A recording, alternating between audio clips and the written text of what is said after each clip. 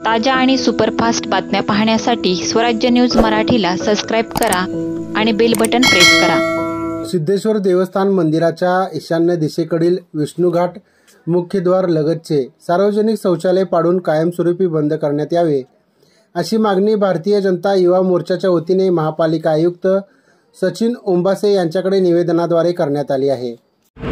आज भारतीय जनता पार्टी सोलापूर शहर युवा मोर्चाच्या वतीने महापालिकेचे आयुक्त ओंबासे सर यांना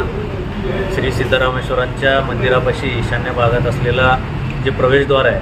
जे मागच्या अनेक वर्षापासून तिथं सार्वजनिक शौचालय आहे, आपल्या विष्णू घाटापाशी तिथं मानाचा आजोबा गणपती ह्या गणपती विसर्जन सोहळा त्या ठिकाणी होत आहे आणि दरवर्षी त्या ठिकाणी घाण पाणी आपल्या पवित्र तलावाच्या पाण्यामध्ये मिश्रित होऊन ते